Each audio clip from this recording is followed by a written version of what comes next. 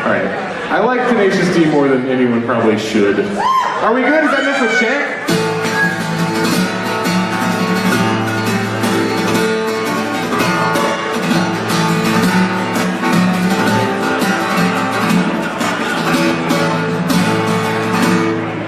Are we good? Check, keep playing. Phil Jackson is a alright. Is the master of Zen.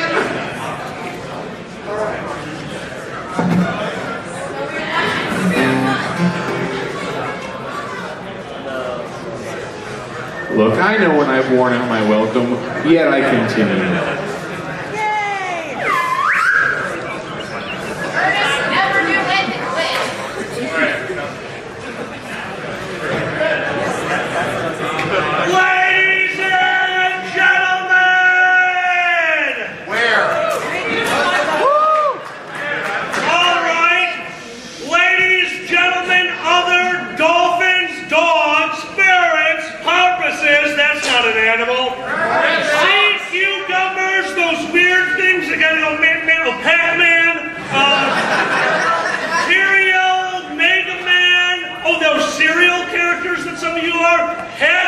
This is going to take way too long. It is my pleasure and my honor to introduce one of the funniest people I have ever met, and yet he knows law. That is the scariest thing I have ever known. Guys, welcome to the Late Show with Boozy Master!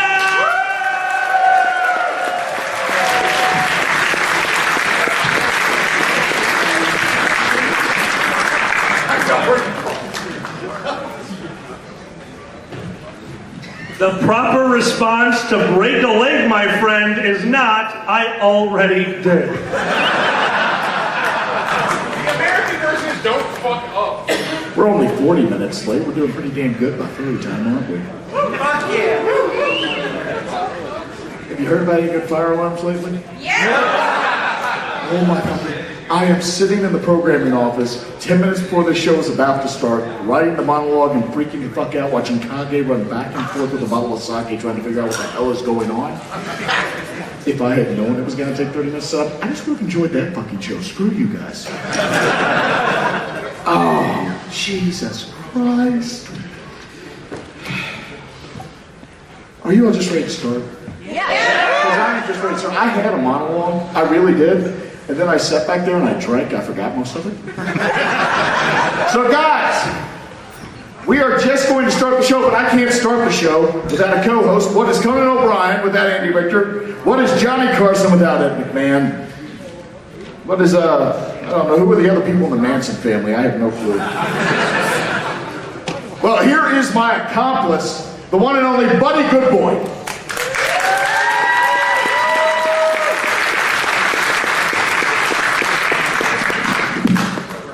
I don't like what accomplice applies, but sure, let's go with that. Oh. Buddy, how have you enjoyed the convention? It's been pretty good so far. Pretty good. What do you mean pretty good? Let me see. Well, I've had a pretty good time. I've heard that, some people got trapped in the elevator. Some people got trapped in the elevator? Is that what was going on with the fire alarm? I have no clue what's going on. I heard somebody was vaping on the 14th floor. It was 18. 18. How the hell do you people know this? Where? Like, I've seen two of you leave the goddamn room during the past 30 minutes. First, thank you for the dedication. Second, your, Telegram network is scary.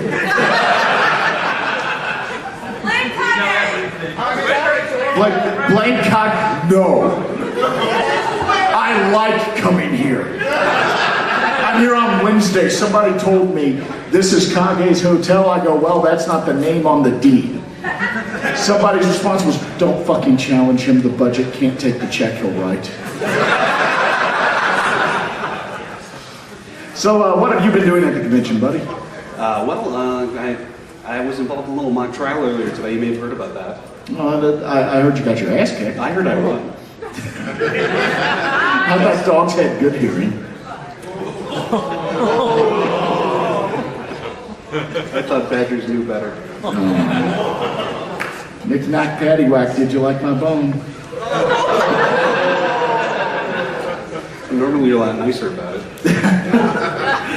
We're moving into our new kink harassing buddy. I'm available after the show for anybody who's interested. Nobody's interested, but there's like one person. Yeah, I liked one person in the back there was a stop lying to the man. What do we have tonight? We have performers. We have people who want to come on stage and do things for entertaining people. Why, thank you for being so fucking specific. Are you enjoying the panel, though? Yeah, it's going pretty well so far. I'm having a good time. Yeah, we're supposed to have musicians up here, but I don't know where the hell Yes. they are. They disappeared. We have like a song and everything planned. Yeah, this was the cue for that, I think. Yeah, it was. Of course, you know, we're so organized that yesterday when we were going over the set list, somebody's like, how do we know when it's time to come on stage? We're like, you'll know. Oh, he knows. He's actually standing back there giving me the thumbs up as we speak. I thought we were fourth. No, this is like, we are 4 acts in already. This is how quick we move here on The Late Show. Because, yeah. Oh, shit. I have heard from this fuzzy lot. You're the badger lawyer with the crazy yacht. Is that what they're saying? Well, did you ever? What a swell panel this is. Have you heard the story of a puppeteer lawyer full of puppy love? Oh, that sounds like pure fiction. I'm a full-grown dog. What a swell panel this is. What sights, what styles, What huge fur piles. and have you ever seen something half as cute as a pianist bear in a fursuit? Cosmic been too wrong. He's playing our song. What's up, Bennalong? Yeah, it's like a cerebral, don't ask. And please don't get your lyrics wrong. Have you heard about Alkali? The charity auction made him cry. Well, did you ever? What a swell panel this is. Have you heard about Fox some more? Salty fans like Pepper more. Did you ever? What a swell panel this is. Have you heard about Travers Bulge? I don't have a joke, just look at his bulge. You said a mouthful. Yeah. And have you heard of Comedy Bun? One bunny hug and they were done. That's an old-timey drink, We kids. had to look up that joke. What a swell panel this is. Have you heard about Pandas? He likes Doctor Who wears a fez. That is a horrible rhyme. You What a write it. swell panel this is. I have heard right now backstage, Spark is having a fit of rage. Well, did you ever? Yeah, I did. What a swell panel this is. Have you heard about Xander the Balloon? Please don't slip on his trail of lube. Is that what that was? What a swell panel this is.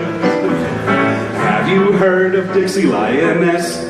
Always cleaning up Pepper's mess. Especially that one in the lobby from Saturday. Oh, that was mine. This is. Have you heard about Tien Long? He squeezed into Kage's thong. Yeah, he did. What a swell panel this is. I forgot how he had the beginning plan to the song. We're so organized. Thank you.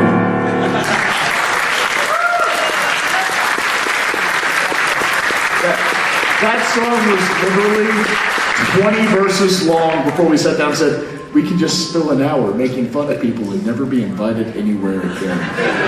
Oh, I remember the last verse. Have you heard if this don't blow, next year we'll be in Chicago.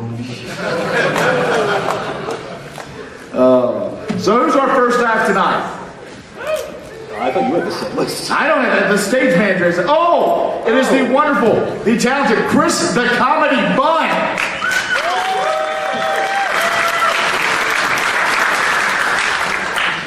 Hello, everyone. Are you enjoying your Anthrocon?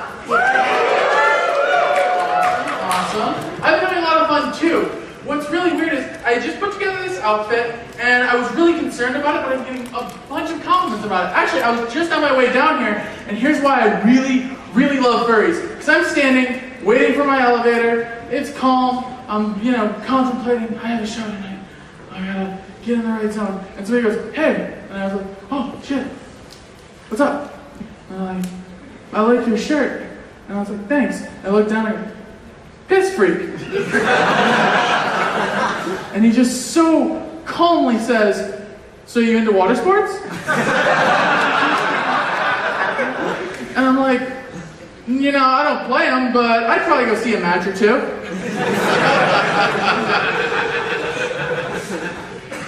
And we just rode the elevator, and it was a good time. Now, sometimes, I think all of you, as it is a furry convention, I think all of you can understand that sometimes you have a hard time with make-believe, playing make-believe a little too bit, getting a little bit too into character. Well, I have that problem all of the time. It does not matter what I'm doing, it could be anything, it is a bit. I am always on.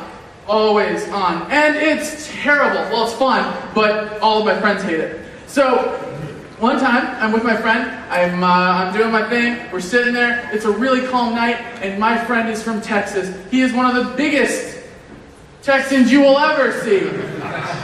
And he has a flag on his wall, a Texas flag. It's the only flag in his house. And he has a Nerf gun sitting right next to me, and I look at the Nerf gun, and I look at the flag, and he looks at me and says, don't you dare. And I pick up the gun, and he says, don't you dare. And I point the gun, I swear if you do. And then I got the gun. And he said, if you do, you know what I will have to do. And we're in a real Texas standoff. And I pull the trigger, But that was the line. And he stands up, throws his chair back, and I'm like, oh shit, he's gonna play me? And I just see him hit a key on his keyboard, and no fucking joke, this guy has queued up, ready to go at any fucking moment. The eyes of Texas are upon you. And my response to that is, all the live long day. The eyes of Texas are upon you, just to pass the time away. And he said, you're ruining Texas. And I was like, Texas fucking stole that song. Blame Texas. But it's not the only time that I've ever got caught up in make-believe. One time, I was learning Japanese from my friend, because my friend was taking Japanese classes, and I was genuinely interested. And all of my friends, we were all genuinely interested in learning Japanese. So, we were like, hey, could you teach us some Japanese? And they're all like, yeah, I could probably teach you a few things. We're like, cool, well, don't just teach us here. How about you rent a room? Like, get a nice room, and we'll go there, and we'll learn Japanese. And she's like, okay, cool. So she rented a room. We're like, well, we need school supplies. So me, myself, and my other friend, we start going shopping for school supplies. We have a great time, we get our school supplies. It's the first day of school again, and we all sit down in this little room, and we realize, well, fuck, we're gonna be learning Japanese, right? Well, we should just be like Japanese stereotypes, right? Like Japanese, characteristics from anime. And so, alright, you'll be the Yankee Bancho character that doesn't want to be here. Alright, you'll be the studious student with like the swirly glasses. And you'll be the student that's like always sleeping in class. And we're like, okay, cool. So now we have characters so we can just learn Japanese from our friend. Now, we're like, that's not enough. Because of course it's not enough. We're already playing characters trying to learn an actual usable skill. So I decide, you know what? How about we be the Cutie Mark Crusaders from My Little Pony, playing anime character stereotypes, learning Japanese in this library. Okay. So, we're like, yeah. So I pick Apple Bloom. So I'm a down-home Southern guy. And I'm also macho, so I'm Apple Macho Bloom. And it's the first day of class, and we get in class, and I sit down, and I'm like, teach me something, teach. And she's like, all right, today we're gonna learn where we're from. And she's like, okay, so if you want to learn to say that you're from Ponyville, it's Watashi wa Ponyville desu, Shingo desu kai. And I'm like, alright. Watashi wa pony desu, Shingo desu kai. Did I do it right, Teach? And she's like, no, I'm sorry. That accent isn't quite right. And I'm like, oh no. I'm gonna fail Ponyville grade. And she's like, you just need to learn. You just need to learn a little bit more. And I say, well, okay, fine. And I start trying to learn, and I do all of the homework, and I do everything. And mind you, other one's sleeping, the other one's supposed to be studious, but he's on his fucking phone. And so I put in the effort. I studied day in and day out. I literally skipped my job, and they said, why? And I said, because I need to better myself. And finally, the day of the test comes. Mind you, the test is one word, or one sentence. And I go, all right. I get up on stage. I'm Apple Bloom. I'm not some 2-bit podunk pony from Ponyville. Watashi wa Ponyville desu kai. No, and I fucked it up. And she said, Apple Bloom, I'm sorry, you failed. And I started crying, actually crying. And I dropped to my knees, and I flipped the table, and I go running out of that, and I go running out of that library. And I have never seen those people since. Because to them, I'm dead or a drug dealer as Apple Bloom learning Japanese in some weird anime because I had a whim on wanting to learn Japanese one day.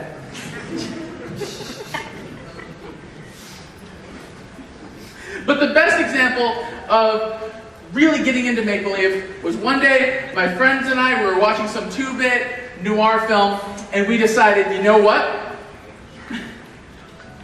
Let's watch a bunch of them. And we watched one more, and my other buddy, we're hanging out, we're watching our thing, and he simply, and there's a scene, and one guy goes, I didn't kill nobody, I just drove away with a body. And we paused the video, because to us, we heard something, and it was just enough right. Not that it was perfect, but we all look at each other, and we know exactly what needs to happen. One of them goes, everybody, yeah, rock your body, yeah, am I sexual? The curtains are talking. Am I the only one? Yeah. Not by a long shot.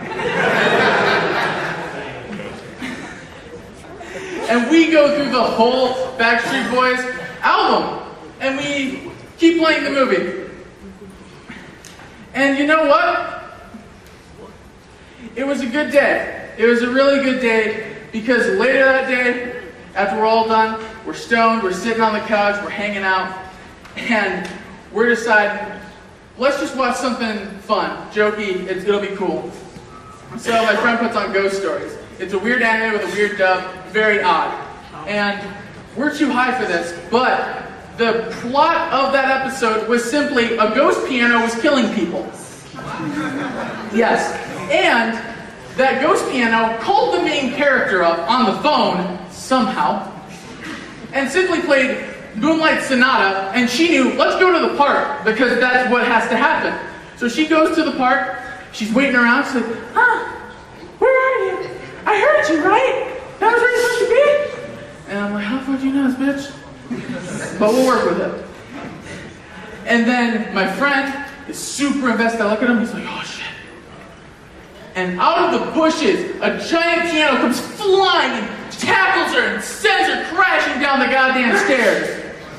And my friend goes, oh shit, bitch, you just got hoodwinked! That shit's a baby grand! And I paused the video and thought, you know what?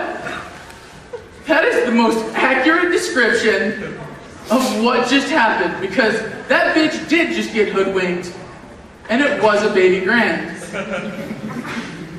That's, I guess, my time. I think I went on.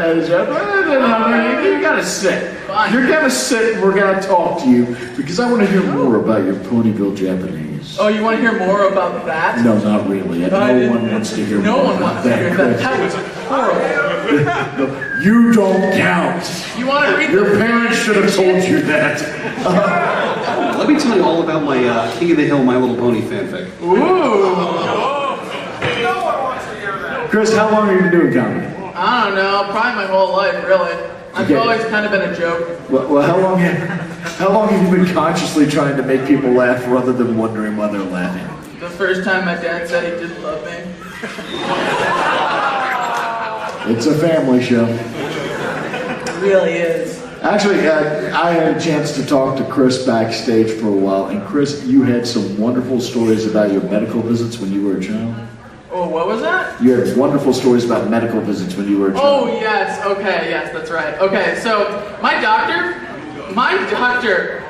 hated me. Truly, truly hated me. Mostly because I was healthy. I'm a healthy person. I have good blood pressure. I'm just fat. I'm just a big guy. And that's fine. But that was not enough for him. It didn't matter what would happen. I could walk in with a cold. You'd be like, what'd you do? Eat too much ice cream, fatty? That just sounds like a horrible doctor. He was a Here's the best part. He was a shitty comedian with good timing. Because I was about to get a giant, needle for some bullshit, and I was genuinely serious. This needle was like, and I'm like, I've never taken something that big. And I'm sure that's something everybody in this room has said, right? right? And so he takes out the needle. He's like, "You a little nervous?" And I said, "Yeah, I kind of am." And he's like, "You want me to tell you a joke? Ease into it. It'll be fun." And I was like, maybe he's showing a sign of humanity. Like, he actually does seem to care that I'm genuinely scared of this situation. And he proceeds to go, "So, knock knock." And I say, "Who's there?" He's like, "A guy walks into a bar and it's you, fat ass," and jams the needle into my arm. This was, in fact, the same doctor that recommended I get a colonoscopy for other reasons. And during the colonoscopy, they put me out and they shove a camera up your butt. And I'm sleeping and there's a camera up my butt. But I'm not sleeping too well, so I wake up in the middle of the colonoscopy and I'm like, whoa, okay. But because I'm a socially awkward weirdo, I'm like, well, I don't want to disturb him. Like, that'd be weird, right? Hey, guys, I'm awake. Oh, shit!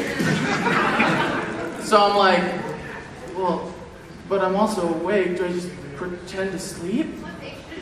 That'll be weird. Because then I'm like pretending to sleep, counting sheep as a camera worms its way closer to my fucking throat. 1, 2. Hey, look, we can see ourselves. Wave. And so I finally decide, you know what? I'm not going to wake up because I bet these two are going to talk shit about me. Wait a second. The proctologist was going to talk shit about you? What else are they going to talk? How old were you? Like 14. So what you're telling me is pediatric proctologist is an actual profession? Yeah, it has alliteration too. That's very creepy. Yeah, it is. Who do you think woke up one morning and said, you know what I want to do with my life? I want to look at kids' assholes. You know what? Other than the Penn State coaching staff.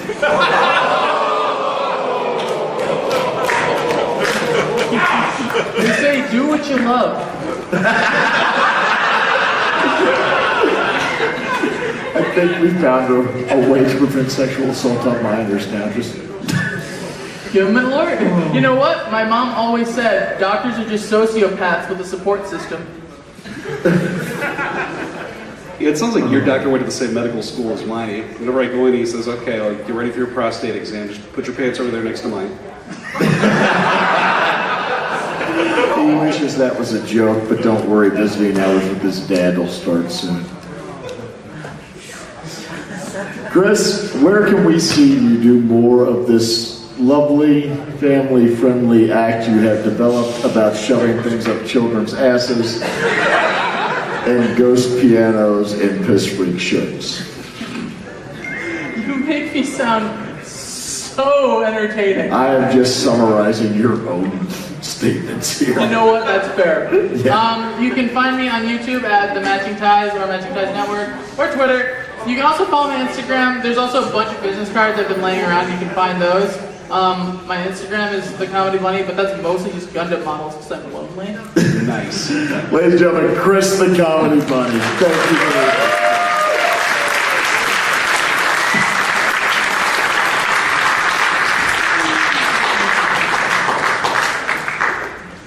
Oh, well, that was classy, wasn't it? Next up, we have a musical treat for you who I'm sure you've never heard of before. It's a stunning new act in the fandom. They're relatively unknown. Really? Yeah, I have never heard of them before now. Oh, who could it possibly be? I don't know. What's the name of these two assholes? One more time? Cox and Leopard. You like to know Cox and Leopards.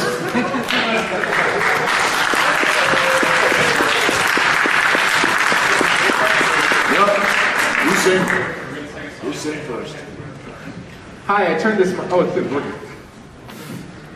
Oh, okay, everyone. We have a new show, and it's called 10 Drunk Guys Arguing Backstage that you can all hear. Starring Xander. The best part about this Like in the is studio, and he was obviously saying nothing. Okay. he's not joking. Out of my left ear, I can hear the entire crew arguing behind the curtain. It's very distracting.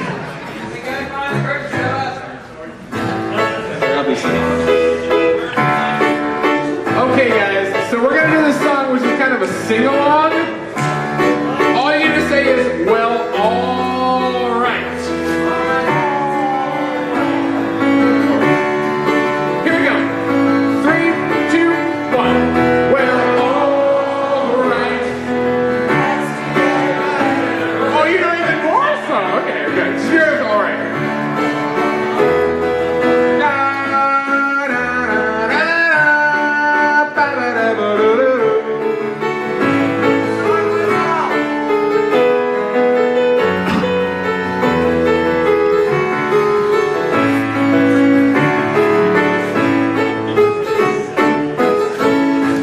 Turning a corner on my short commute, face north to west in the friendly pursuit of the welcome relief of one's work being done. I find myself driving into the sun.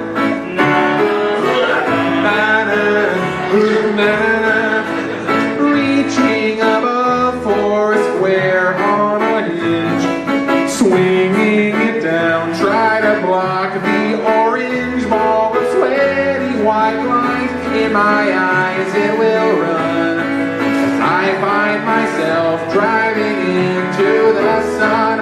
Well, alright, it has to get better. At least I can squint as I tumble along. I will not be deterred. No, we've only begun. As I find myself driving into the sun.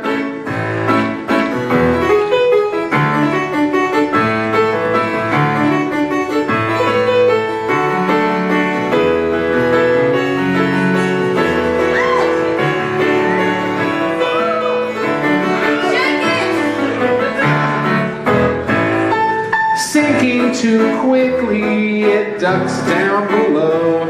I lift in my seat, urging my neck to grow, while between mirror and pleather, my vision near none. Is the light green or red? All I see is the sun. Well, alright, it has to get better. At least I can squint as I tumble along. I will not be deterred. No, we've only begun. I find myself driving into the sun.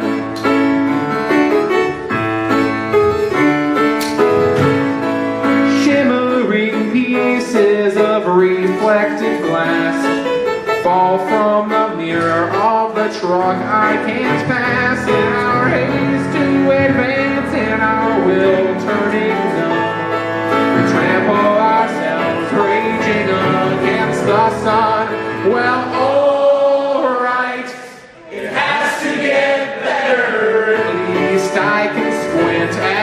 stumble along, I will not be deterred, no, we've only begun.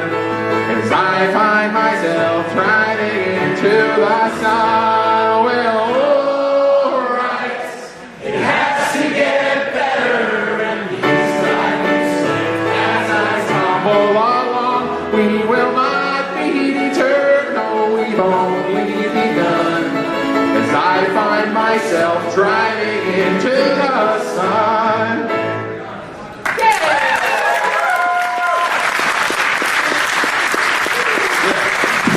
That was fun and nice. Why don't you two take a seat? Oh, who's this? Stunning new. Who's that? That's your new boyfriend. Who's this strapping young He's man? a good boy. I'm the strapping young man who got the best part of the show. Now we have cocks and leopards here. Yes! But instead of interviewing you two, because although you seem very interesting and we'd love to hear more about this new band nobody's ever fucking heard of before, I have somebody else that I'd rather ask questions to while you two are on stage. Okay. Fox Dad, could you come out? Okay. Hello. Welcome. Dad, what's happening? Now you may want to take the microphone from your son because he's going to try to keep you from answering us. This gives a brand new meaning to driving into his son. I didn't make it dirty, you did that. Oh, This is more, will you go away? why does it keep coming back to kids and getting things driven into them on this show? We intentionally made sure his mom was not here. Oh, that's probably a very good idea. So you just celebrated your 40th wedding anniversary? 40 years, yep. 40 years. Your wife's not in the audience, obviously. Sorry? Your wife's not in the audience, obviously, right? No, she's not. So let me ask, other than having this one right here, do you have any other regrets? Is this a song? No. No, this is, we're serious now. He's got a sister. He's got, I have a sister. He has a sister, Foxette. I have 4 kids, Foxette. trust me, that's correct. Oh, it is so wonderful to have you up here. Now, he came up to me last night, he said, I saw this, I thought of you, I haven't met you. It was a Badger brew called the Thirsty Ferret, which was very confusing to me for a few moments, and then I drank it and stopped giving a shit. So, Glad you enjoyed it. have you, now you have been to Anthrocon before, right? Last year, for the first time, Last year. What did you think about when your son came to you and said, hey Dad, there's a bunch of people in animal costumes that like to watch me play music? I went, what the? Say again? Well, you know, life teaches you a lot of things. And the biggest thing you can learn is go with the flow. So I learned very quickly that whatever happens, you just go with the flow. And to see the benefits that come back from that, it's amazing. Because I've met some amazing people in this furry fandom that before Fox got involved in it, I didn't know existed. And it's blown my mind. I like that you said go with the flow because that tells me right off the bat you have not heard about blue furries yet. Oh. Yeah, and you're continuing to learn is the other. Let me ask, have you ever heard of E621?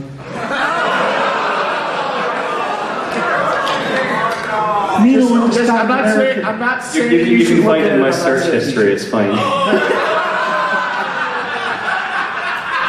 Delete your cookies. Okay. Too late. So it's so great that you came back for another. I saw you have a persona now, that somebody made you a persona. Yes, What is it? it's a lynx. It's a lynx?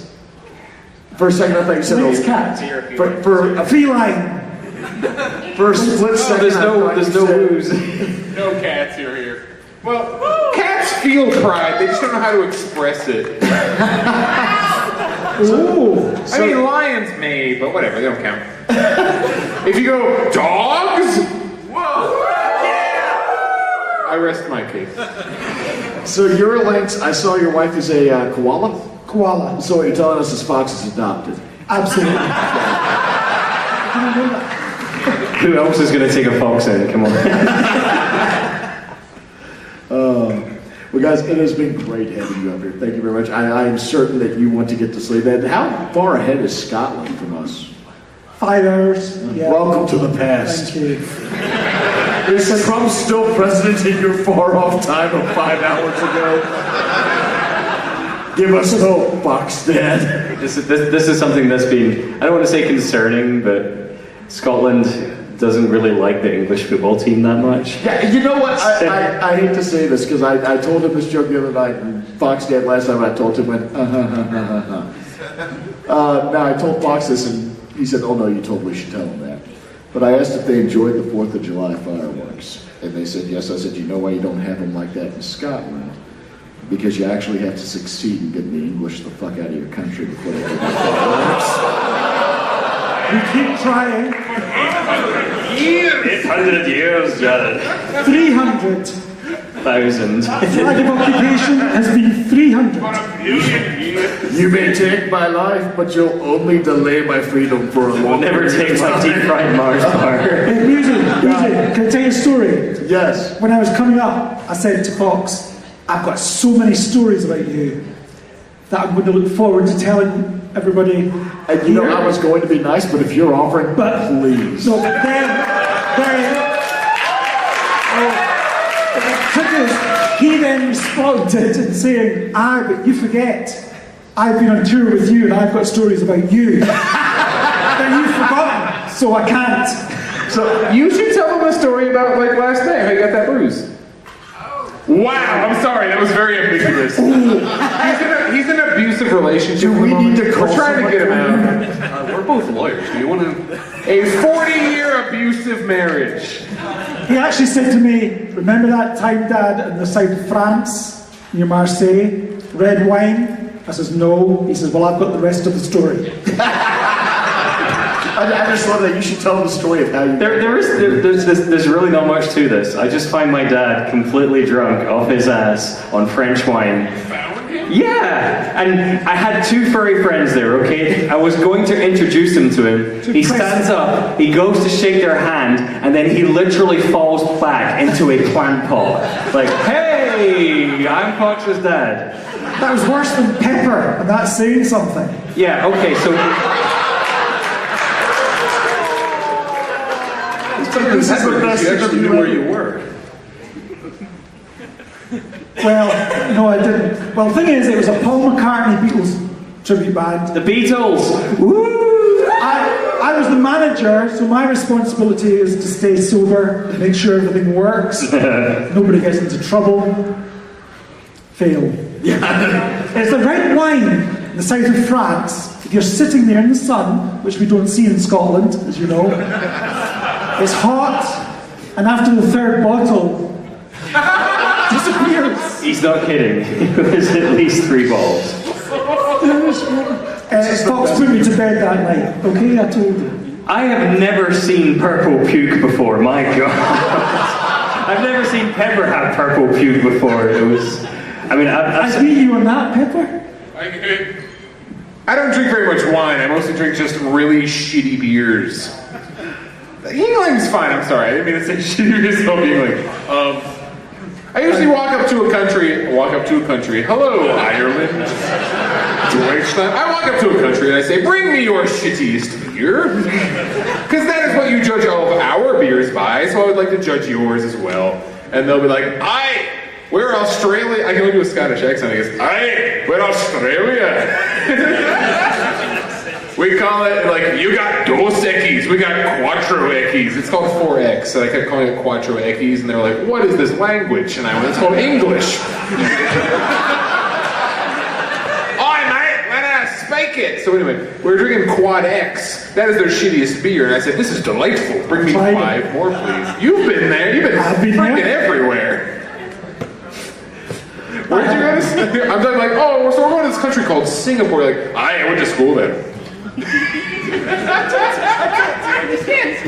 Alright, I'm sorry. I digress. So Boozy, any of those stories for Fox, I can't really say because it's since he's been in the fandom with Pepper that it's got worse with this Guinness. So much worse. It's great. We understand. I would never change it He's for the blackmailing you to stay quiet. We completely. He is, yes.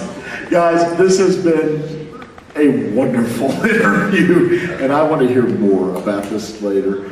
Ladies and gentlemen, Fox, Pepper, and the wonderful Fox staff.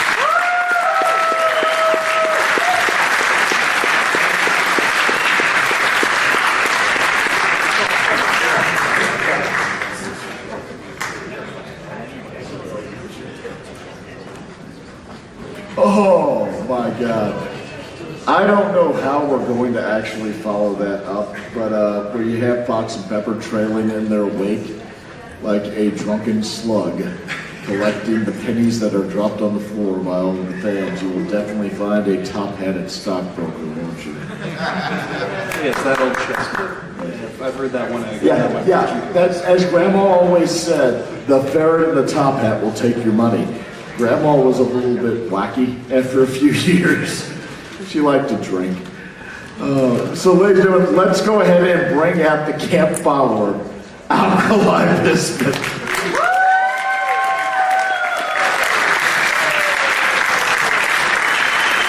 Did they steal our microphones?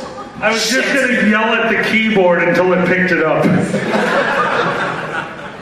So, Boozy told me I was going to do this, and I thought back through the Wayback Machine. Like, oh, I've got some great stories about Nero that I've told on stage before. I've got all these wonderful stories that maybe people out here haven't heard. And then I got drunk, and I stopped caring. So how about I tell you something that happened like 3 weeks ago? Sound fun? So let's start it off with a preface, just because there are lawyers behind me. So I got robbed by a cop. These things happen when you're in Chicago. Police rob you. It wasn't a real, like, he didn't hold me up at gunpoint or anything. He just like, you have this, and I'm a cop. Now I have this. I'm like, well, I can't argue because you have a gun. That's kind of how logic works in Chicago. Because I had done something incredibly stupid. You see, who here has been to First Square? Who's actually seen the convention in First Square? Oh, so some of you know John.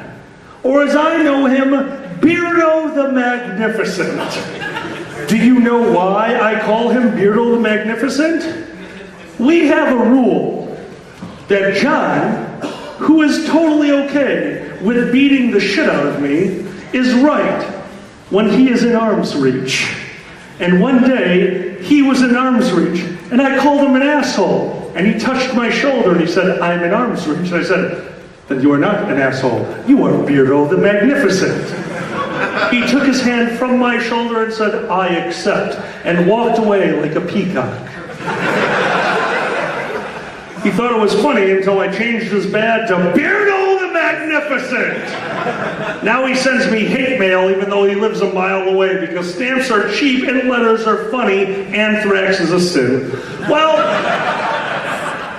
he invited me to his mother-in-law's wedding. Why? I don't know. Apparently he thought that wedding needed arson.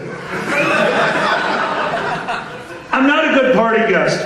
You know why? Because I get like this.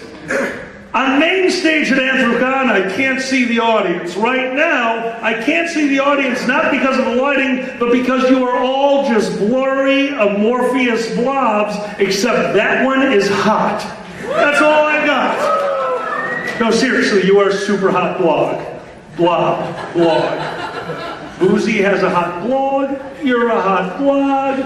You guys get together, you make the ooze, it's an old movie, it creeps and sweeps. I'm really drunk. Okay, so, there's a fairly long story to this wedding, but there's only one part that matters. Guys, sometimes we do stupid things. Every once in a while, I've gone to the store, I've put something in my cart, I've checked it out, I said, I didn't need that. You know, stupid things. So I got the bride and groom stoned. And I don't mean like they went out back and took a hit off a joint. I mean, their vows sounded like this. I love you. I want nachos.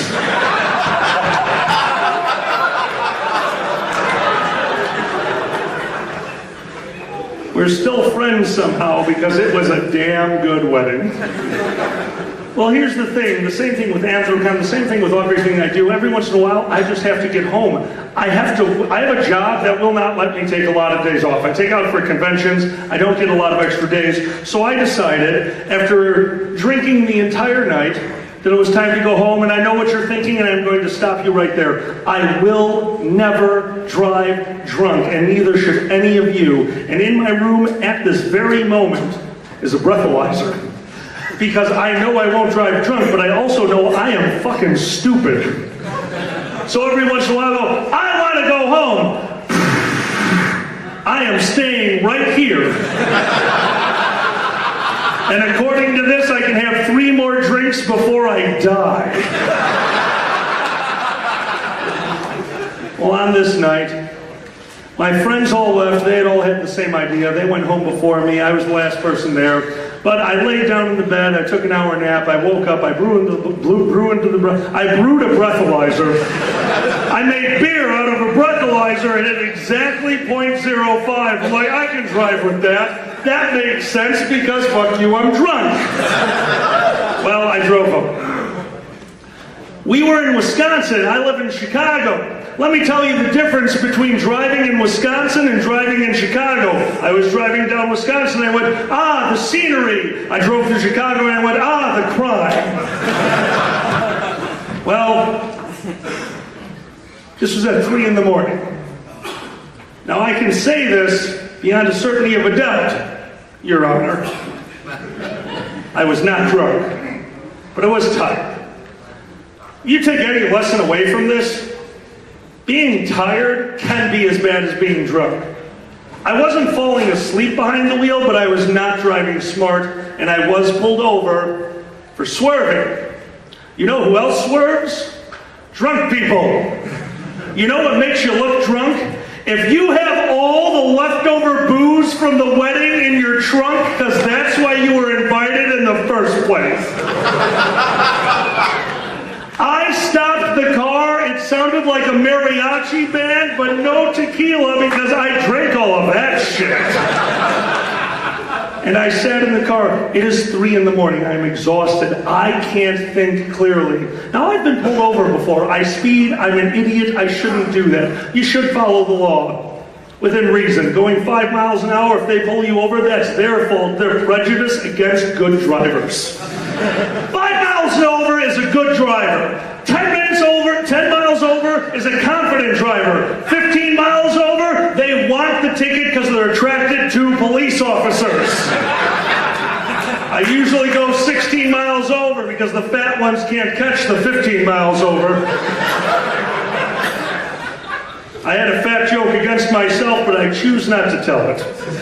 Well, I was pulled over. I slowly and carefully pulled to the side of the road.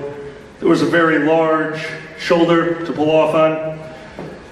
But I was tired. I wasn't thinking. When I deal with a cop, the first thing I want to show is respect, because those gentlemen do have a very difficult job. Chances are, if I was pulled over, I did something stupid. This time I didn't turn off my radio. It was at a low volume. I didn't notice. The cop came to my window.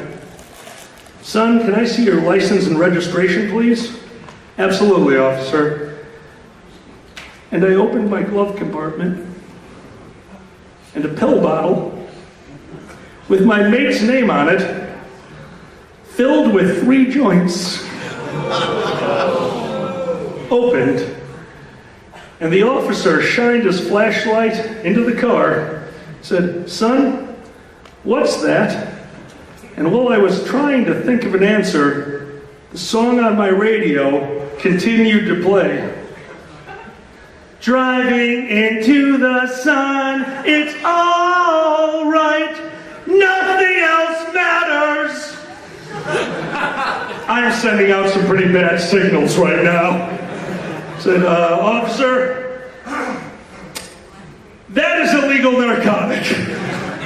I was tired. And the gentleman looked at me, his eyes wide as saucers, goes, son, I have only been on this job for 2 years, and I have never had a single person just tell me that that is illegal narcotics that I have just found in their automobile.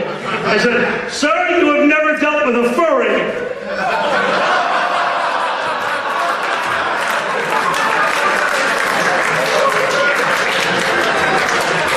At this point, I legitimately thought my breathalyzer was broken and I was going to jail. Now, I hate talking about this, but it's needed for the story. You've all seen me walking around this convention. I have a very strange walk, and that's because I have a leg that does not like me. And he asked me to step out of the car. He's like, son, would you please balance on your right leg? Can you do that for me? And I looked at him and go, nope. But, son, why not? Like, that would hurt a lot. Can I do my other leg? He's like, you know what? Why don't you just do the alphabet backwards? No, I'm dyslexic. Son, is there anything you could do to prove that you're not inebriated? Like, well, I have a breathalyzer in my car. Son, why do you have that? I drink a lot.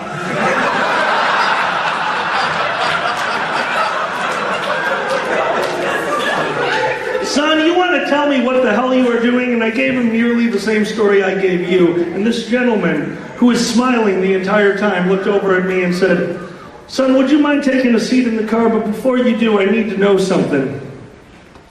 What the fuck is a furry?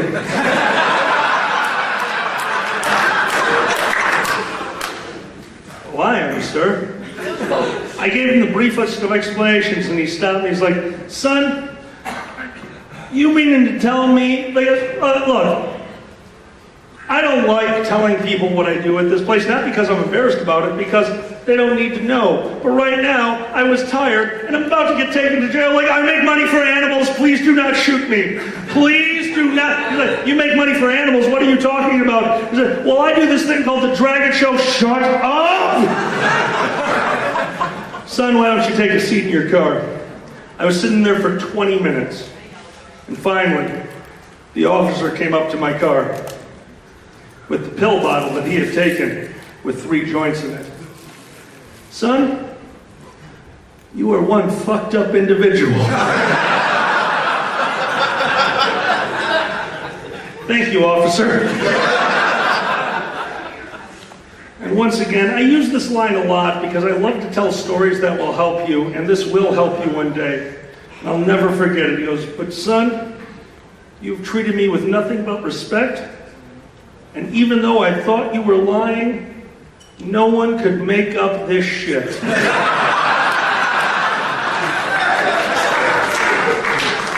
And he tossed the pill bottle back into my car. And the first thought I had was, are you just gonna send another fucker after me to arrest me with these joints? Because what the hell, dude, you already got me once. And as I'm rolling up the window, he gives me my warning, says, you were swerving over the road. You were not, he did breathalyze me, by the way. I was not intoxicated. I was just tired. He said, son, why don't you take a few minutes, pull over, take a breather, and then head the rest of the way home. There's a lot of bullshit out there about cops. There's a lot of them. I have a few cop friends, but you know what? Every once in a while, you need to remember that they are doing their job. There are bad cops out there, but you know what? There are a lot of good ones. And this gentleman let me go. As I closed the window and pulled off the highway to take a breather, thought, you know what? That was a harrowing experience. I could really use a joint. And I reached down to find the pill bottle with 2 joints in it.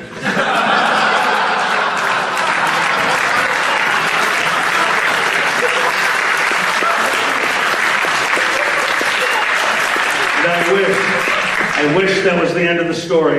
And if you would like me to prove this, I'm going to see what I can do about putting it on Twitter because I kept it.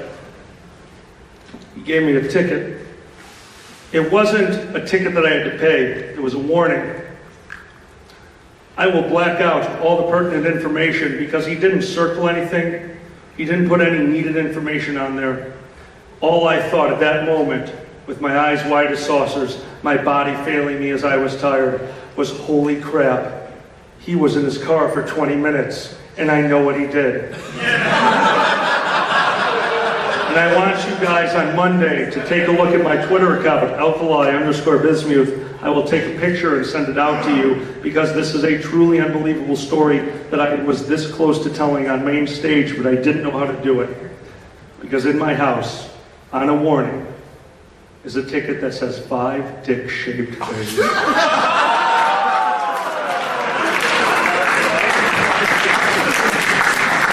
Thank you very much. I feel like I'm going to joke.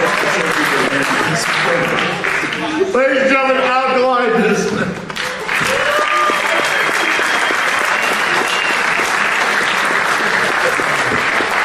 Oh, okay. So we've all watched David Letterman, right? No, well, like 90% of you probably weren't born when he retired 3 years ago. You're a bunch of fetuses, aren't you? Do we at least know what a top 10 list is? Sort of. Well, tonight we have the top 10 list of MILFs.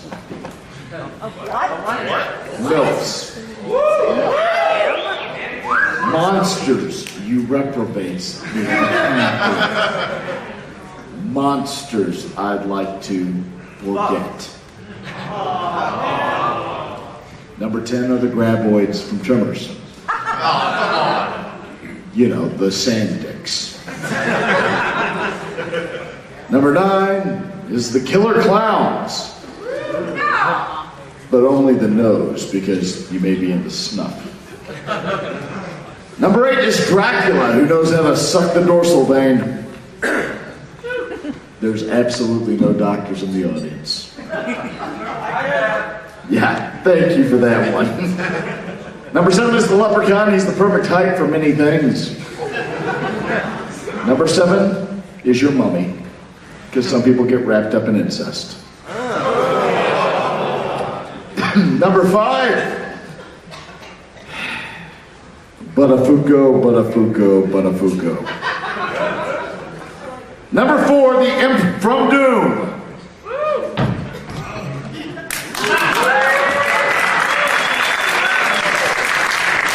Number 3, that one fursuiter from The Shining.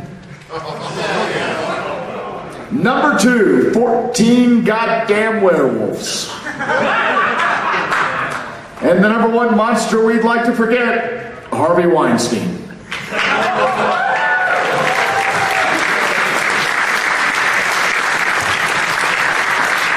Guys, we're going to take a very, very brief break. There should be something playing here in a moment because we are here this weekend to do one thing and one thing only. And that is to raise money for puppies. That's right. That's right. Guys, our charity this year is the South Hills Pet Rescue, which is trying to raise money for those poor puppies. We will be sending someone around the audience with a receptacle to put money in that we can then give for those poor puppies, the ones that are right now sitting and starving in cages, hoping for a new home, for someone to love them. Hey, we get it. Why, for only dollars, you two can help. I don't know, I'm waiting for somebody to walk the fuck out there with something. If we play this a little farther out in advance, there'd be pictures too. Oh yeah, trust me. This was like 2 seconds back. This is what happens when you guys take way too much time with the stage setup, by the way. I get ideas. Yeah. What do we have licensing for? We don't have licensing for this. We don't have licensing for any of this. We're gonna get the charity. Yeah, I say that because this asshole's getting the charity sued. Boozy, what happened? Boozy played a song, they repossessed the puppies. I saw that happen once. What? I was a bankruptcy attorney. Someone financed their dog.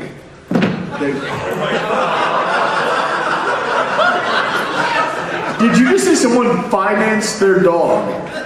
Yes. What bank gave that loan? Don't think it exists. like it's not even a pedigree dog. What is it? Half Chihuahua, half Rottweiler. I have questions about the physics of that. I don't. I have YouTube. Okay, so now that we've stopped our guilt trip time, let's bring our next act. Now, the act we just had was the wonderful Alkali Bismuth, right? He is a wonderful comedian, a wonderful person, a wonderful fundraiser. But there is more than one person in the Dragon show and in that whole comedy group. The next person that we have coming out here is the other half of Dragon. He is the more trustworthy half of Dragon and the normally more sober half of it. This is a gentleman who, I shit you not, I am sharing the table with in the dealer's den. His eyesight is bad enough that I watched him draw a beautiful commission day. Just wonderful commission, right? The person came up to pay for it. He couldn't distinguish a 5 from a $1 bill. He gave them back the wrong change. There were moments of confusion while the guy who was handing him the money, waiting for more change, just stared at him. Meanwhile, Xander the Blue had moved on to the next thing in his attention span until we pointed out, you owe him like 20 more bucks. So we're going to bring out now a wonderful comedian, Xander the Blue.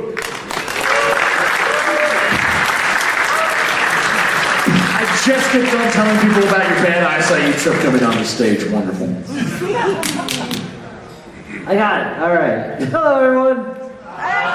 All right. Who saw me open for Alkali on main stage earlier? Yeah. All right.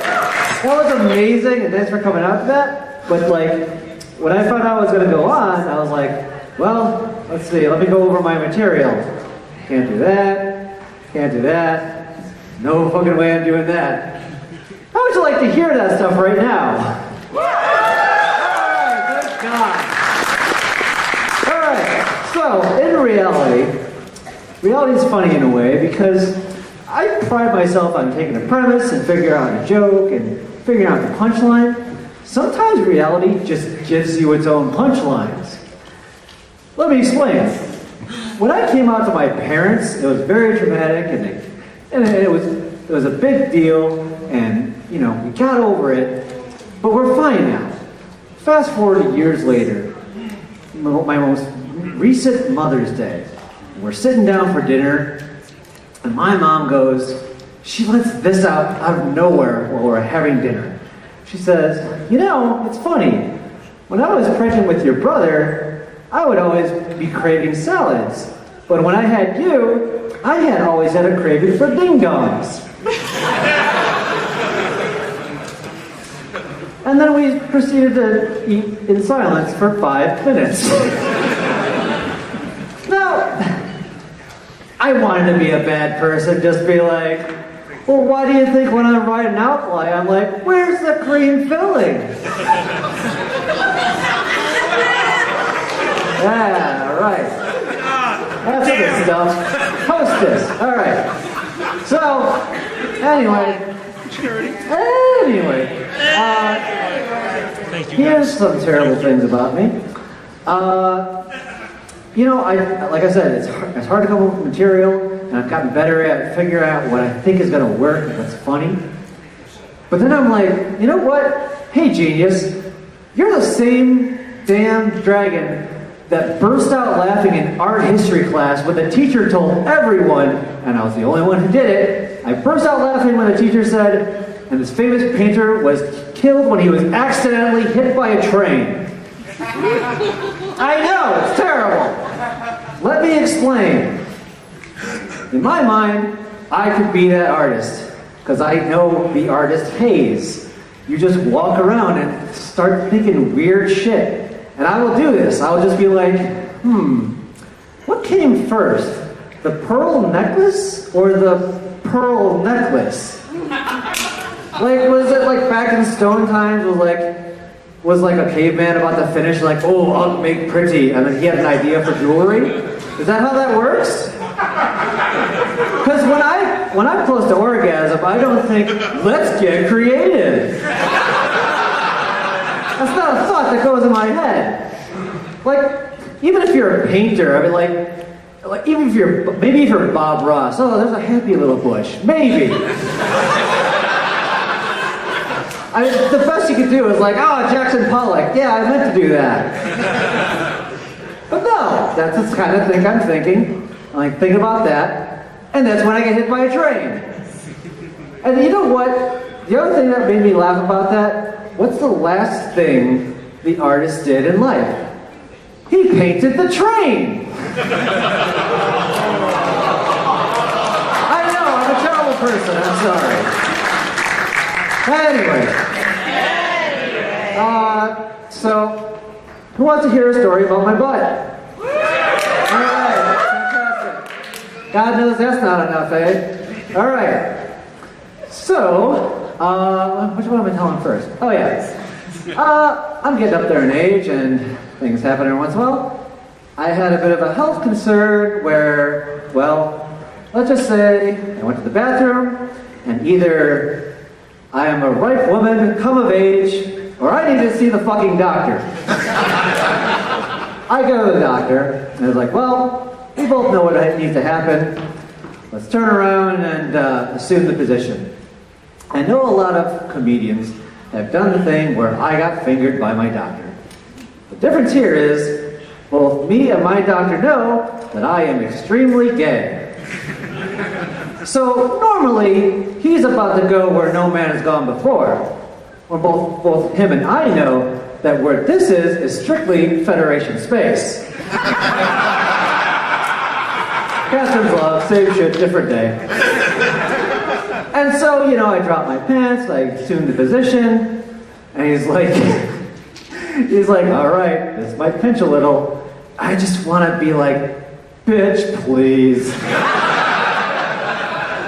I actually wanted to make him feel really good.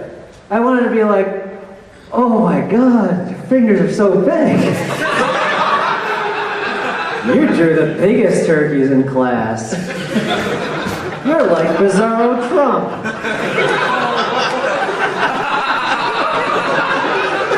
Anyway. One last story about my ass. Alright. So, I found out, I think I know myself pretty well. And it turns out I don't, because in my late stage of life, I found out that if I drink beer on an empty stomach, I can make a biological weapon in my tummy. I mean, I could just say I farted, but that would be like saying Puerto Rico had rain. So, let me explain. After a day of drinking nothing but beer, me and Alfly are sound asleep. It's like 2 a.m., I'm barely awake, and I unleash the beast. Now, normally Alfly is very hard to wake up. Okay? Normally, I'll shake him and be like, Alfly, it's ISIS. This time, it happened as I farted. He bolts up like the Undertaker, looks at me, and just goes, did you shit the bed? It permeated throughout the whole house. We had to open up every window. It was a traumatic experience. Now, if I even touch a beer, he just looks at me. Like a Vietnam vet looks at an Asian businessman. And that's all I got. Thanks a lot, guys.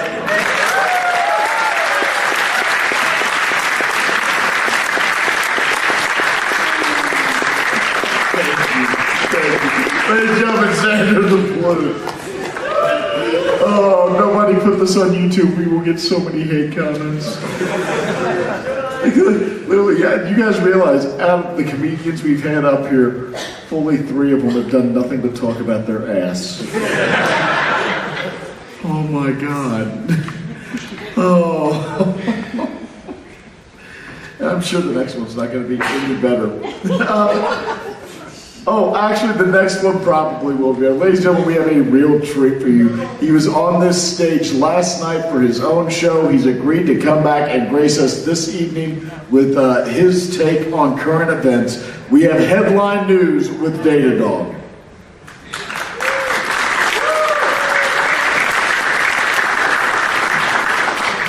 You color-coded my mic. I'm offended. So, I have had the dubious pleasure of reading the news for the last 20 minutes. Not a lot of time to prepare for this. Somebody has a convention to run. And I'm reading the news, I'm fascinated. I'm going to need you guys to help me with this one.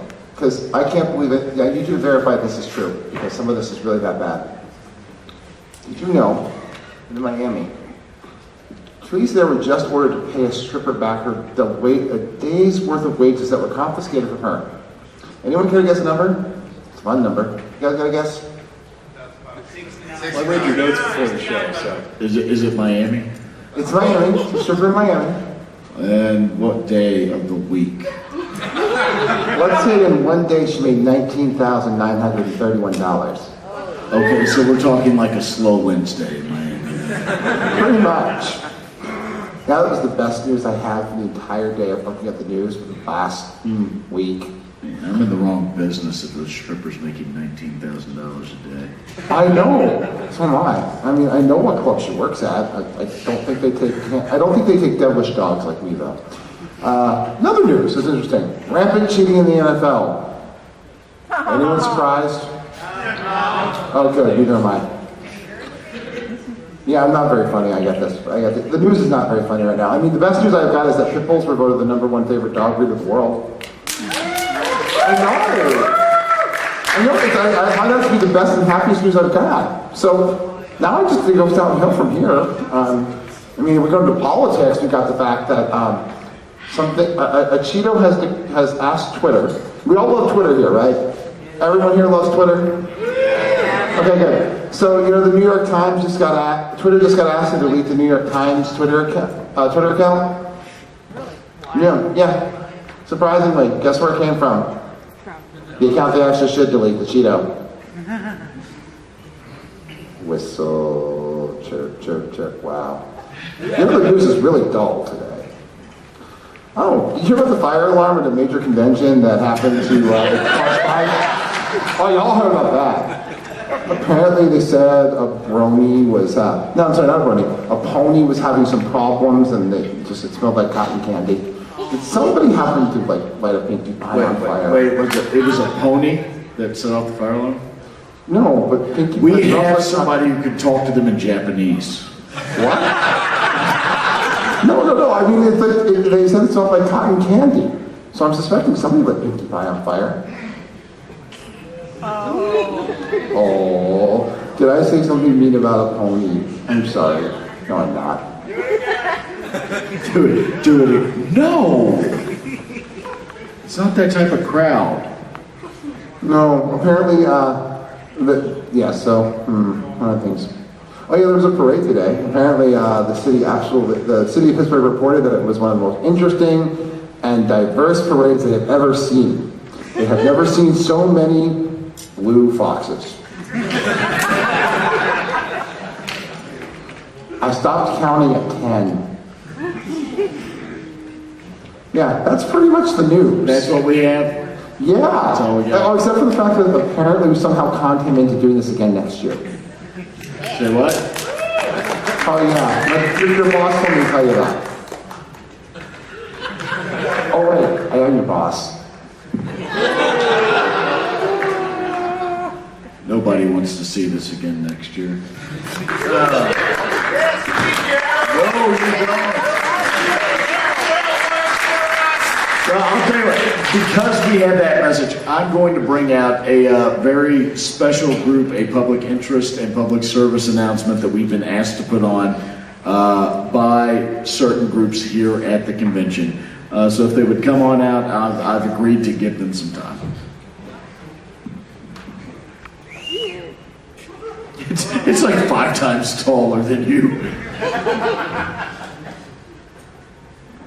I have a manifesto to read, hang on. Okay. I, Dragor, a Doomim, have a manifesto to declare. Oh shit, I said that right. Okay, the injustice against monster kind must come to an end. This swath of propaganda in the form of incessant stream of movies, TV, and games does not represent full monster culture. If you've ever heard the phrase, a loud minority, all these evildoers are it. Take myself, for example. Nobody has heard of an imp that walks away from a space marine. Bullets, plasma rockets, and even chainsaws are proof of that. Myself, I'm a scholar. I play these misrepresentations to better understand my enemy. I mean, I'm a programmer. I'm a computer daemon, if you will. Or how about Agua, the local Pittsburgh river monster? They were just trying to feast on some deer that were wandering too close to the riverbank. How is a blind turtle supposed to know a human was sneaking up to get a picture?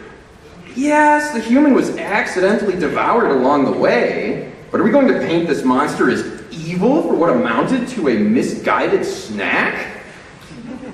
There is a solution, and it begins by using their tools. We must sue for libel! No more are all monsters gross and obscene. We hit the gym too, you know. We must sue for equal representation. There's two sides to these stories. Maybe the monsters are the ones that must seal a portal against the evil invading humans. I buy a ticket to that. If this speaks to you in any way, I urge you to join a new coalition, Monsters Against Gleeful Aggression. I do have one question for you. You are a Doomim? Yes. Which Doom? I am an original Doomim. Now, the original Doom had a secret level, didn't it? It had a couple, yeah. Wasn't there one with Castle Wolfenstein? Yeah, it was really gross. Do you spend any time hanging out in there? Well, technically, yes. What do you mean by technically? Look, even Hellspawn want to kill some fucking Nazis, okay?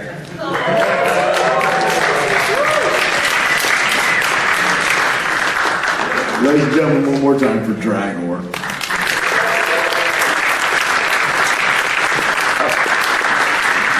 Up next, we have two more performers this evening. The first one is actually our wonderful stage manager. He has been running through the backstage here. Oh, is he awake? Oh, he's awake. He's standing here like fucking doing this with me. And I'm like, what, did the fucking act fall asleep? Okay, let's keep going. So we have three more acts for the evening. The first one is a very, very special guest. He came in, he is the #1 something scarer. The #1 scarer? The #1 scarer at Monsters Incorporated. That's what they're telling me backstage. Yeah. Okay. Ladies and gentlemen, Sullivan, Michael Sullivan, James Sullivan, James P. Sullivan. I've never heard of you, sir.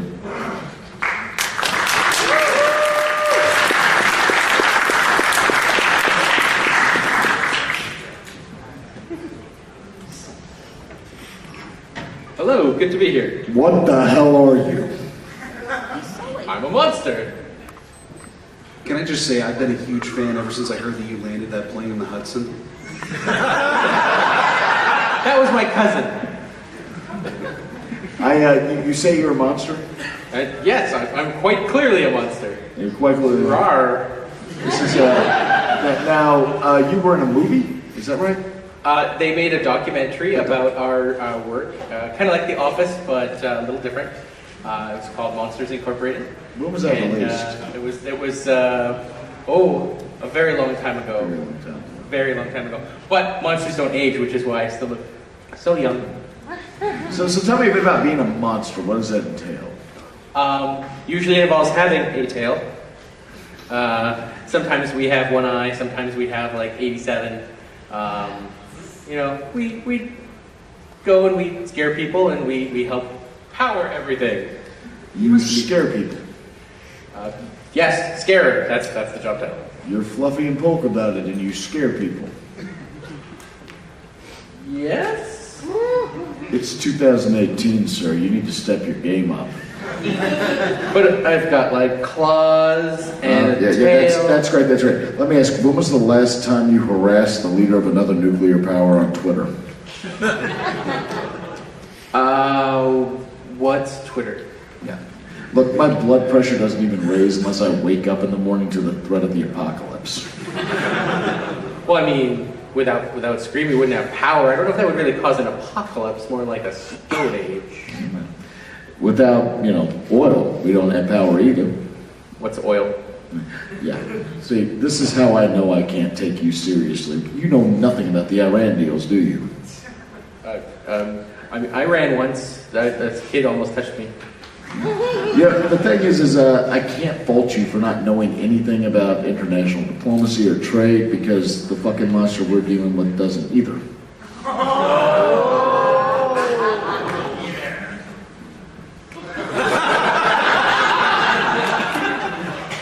You've got a monster here in the real world? Oh, we have such sights to show you.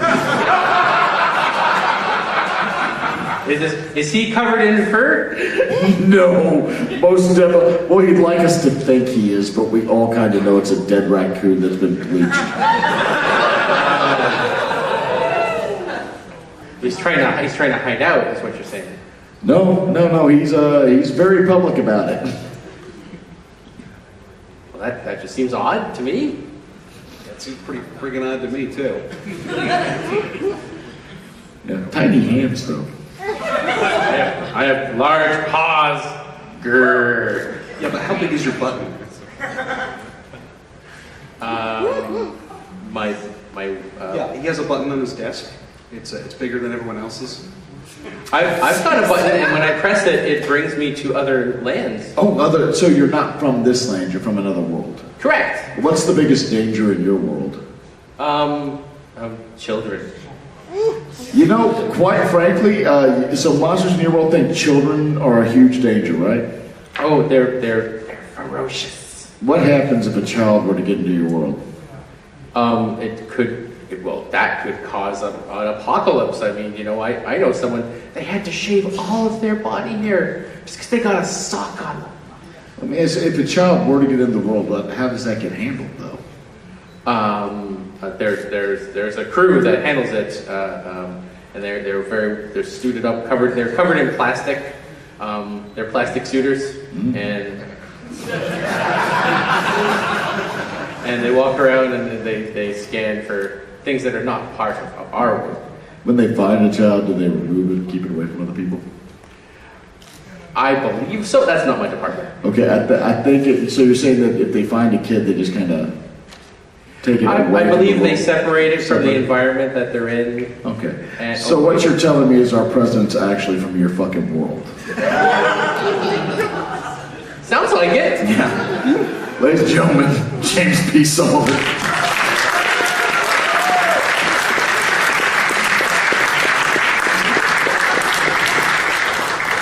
Please leave the mic.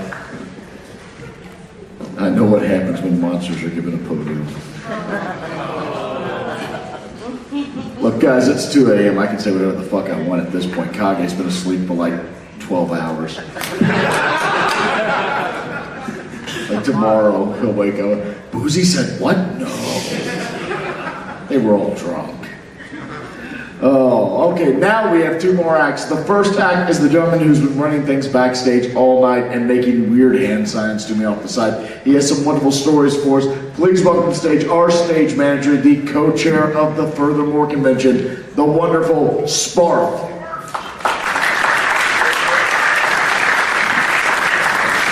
Hi, everybody.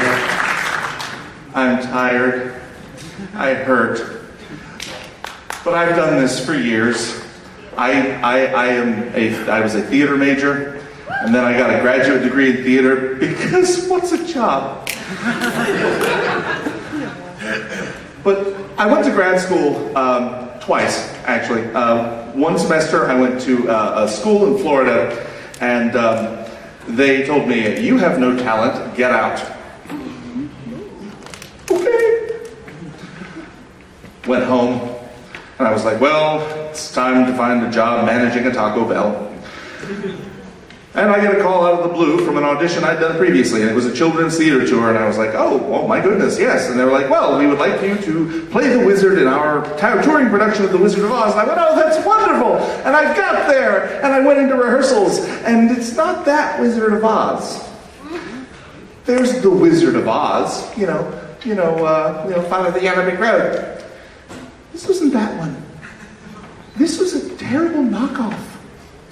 The knockoff is the kind that disappoints children. Our Dorothy has a song in this show, and the song begins, as most of you would know it, somewhere, and the kids go, ah! And then Dorothy sings, there's a land of lollipops and roses, and the kids go, oh, no. Mommy, why is she making those noises? But let me tell you, doing a touring show, especially a low-budget touring show, is an experience. Probably all the stories you can imagine are true. I had some great people. I worked with some wonderful people, but showmances happen, and showmances never happened to me. But we didn't all have our own rooms in the hotels. One night, I woke up. My roommate was the Cowardly Lion. And I woke up to a high-pitched voice going, fuck me, fuck me. That's not the Cowardly Lion. Oh. And I'm doing my best to, pretend that I'm still snoring and trying to tune it out. And I swear to God, I almost fell asleep again despite the creaking noises that were happening over there. And then I heard, oh, put 'em up, put 'em up. I didn't always do theater. When I was a kid, I think this is why I get roped into doing con staffing things and volunteering for things and doing way too much, is because when I was a kid, I grew up, my father was a firefighter, and we lived in a town that was 2,500 people. The county had 25,000 people and 30,000 deer. And he was in the fire department at a time, now we're all used to, you pick up the phone, you call 911, emergency services happen because there are dispatchers who do this sort of thing. My father worked in the fire department, the volunteer fire department, before the existence in our county of central dispatch. We had an honest-to-God party line in every fire department member's house, and we had this until I was 6 years old. And it would ring, and whatever fire department officer or member was home would pick it up, take down the information, get in his car, drive down to the fire hall, which was usually about 2 miles from anywhere in town, it's a very small town, and push a button. It's a big red button. The big red button triggered an air raid siren salvaged from the Second World War. That called the rest of the firemen, and you would drive off to your destination. Now, there was no GPS, but everybody knew all the roads in the county, so it was fine. They got a call one day, and this is a rural county. He got a call about a fire in a guy's barn. So they get in there and they go out, sirens wailing. They pull up, and they don't see any smoke from the guy's barn, but they could have caught it early, I guess. Now, I come from Virginia. I come from the part of Virginia that touches Tennessee, Kentucky, North Carolina. I'm from the Tri-Cities. So the accent is thick. An old farmer, probably 70 years old, hobbles out of his house, comes up to the truck as they're getting out, they're starting to pull hoses, and says, what the hell are y'all doing down here?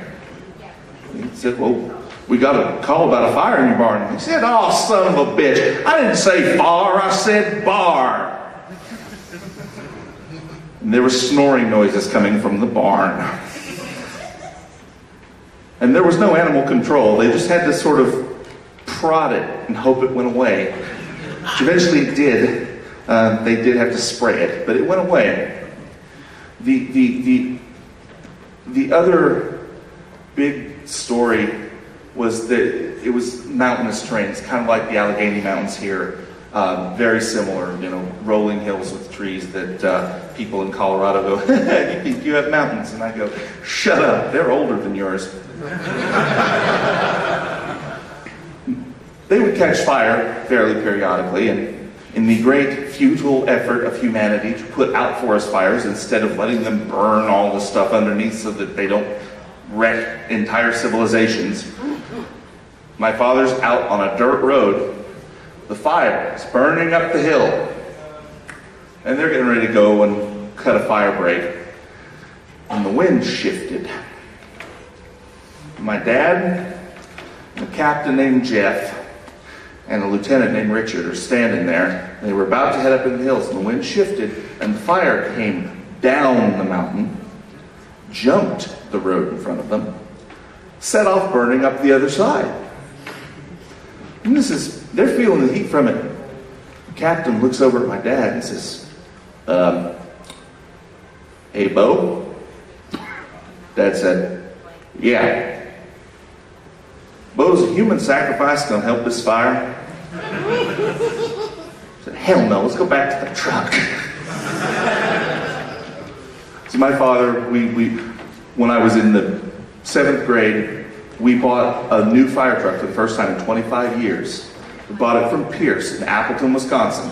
Fantastic brand of emergency service vehicles because E1 sucks.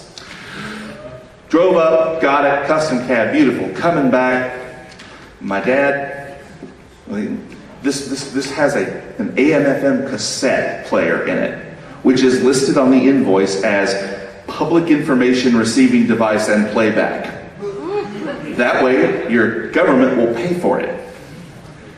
Well, he gets around the curve, and we're almost home, and he said, I'm gonna do it. He puts the tape in, and he grabs hold of the siren mic, and he holds it up to the speaker, and playing Bonnie Raitt's Burning Down the House. He thought he had the siren. After a few minutes, and he let go of it, somebody came over the emergency services radio and said, could whoever's playing Burning Down the House on the official channels please stop? And he was hitting the repeater, which meant it was carrying to every fire department in the entire county. Nobody in the truck ever admitted who did it. Thank you guys. I'm gonna go flop and pass out. Thank you very much.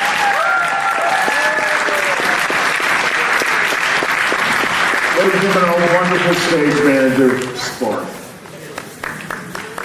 Guys, we have one last act here tonight. Thank you all so much for hanging in there tonight. I know we got a late start. I know everybody's tired. I want to welcome to the stage two wonderful musicians. You have seen them at Anthrocon tonight earlier. You have heard their music on YouTube.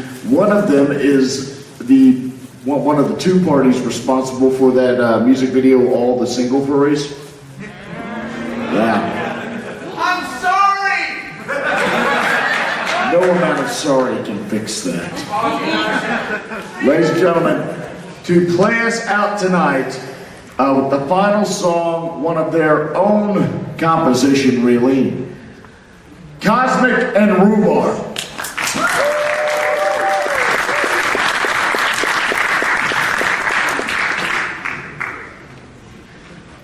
We were going to do a number about my butt, but everybody else did that.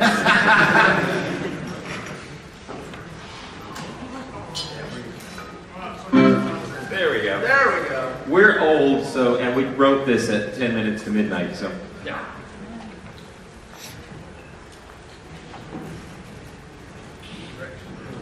Oh, turned it off. Hang on.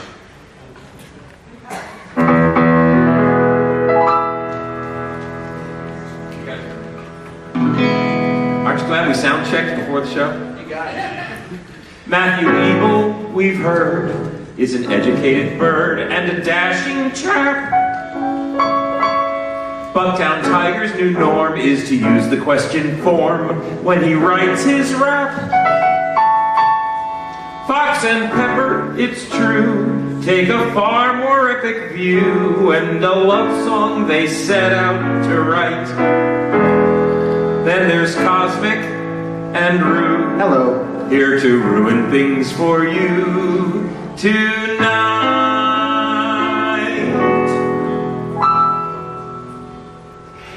Apes, do it.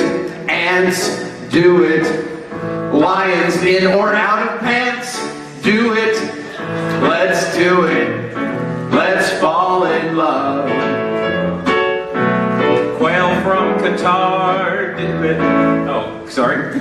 Told you we wrote this early. Quail from Qatar, do it. Even roaches at the bar, do it. Let's do it. Let's fall in love. Dutch angel dragons, I hear, do it. Though they squeak quite a lot.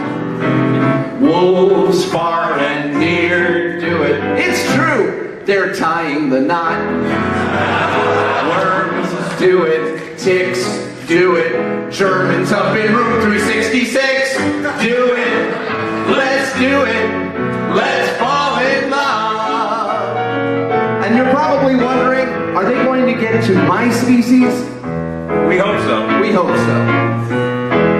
Well, nits, do it. Gnats, do it. Ferrets wearing dapper hats, do it. Let's do it. Let's fall in love.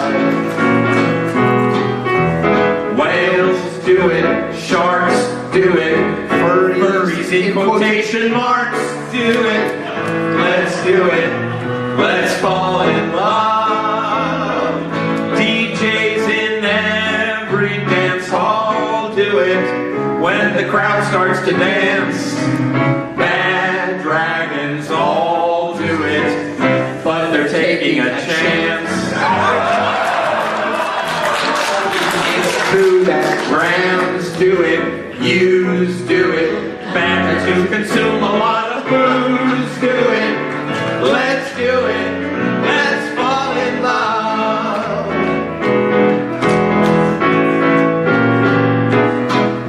Good boys Esquire, do it. See, I screwed it up again. It's because I didn't split the line. Good boys Esquire, do it. Even dragons breathing fire, do it. Let's do it. Let's fall in love. Horses, they're huge rot, do it. Birds and dragor, need not do it. Let's do it. Let's fall in love. Griffins who rant, do it. Though you might disagree. Alt furries can't do it. Think of RMFC. That take flight in night, do it. Someday even Ashfall might do it. Too late for that one. Yeah. Let's do it. Let's fall in love.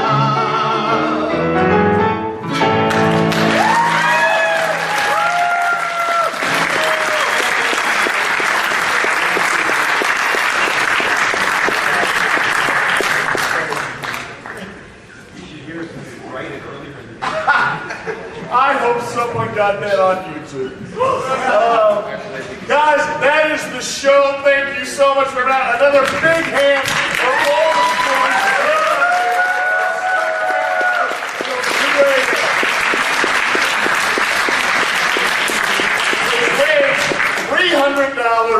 $303 for the charity. Thank you. You all are wonderful and great. Go to bed. Guys, let's hear it for the MC. Give it up for Boozy back.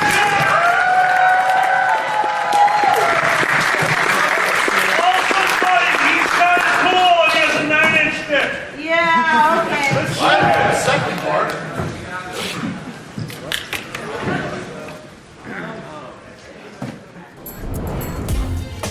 Silver Gattoman, he bought me a coffee. Silver Gattoman, here is the song for thee. He likes to video all the panels at the cons. You should go and watch them whether they are short or long. Silver Gattoman, you video that's not a jibe. All of you go to his YouTube channel and like and subscribe.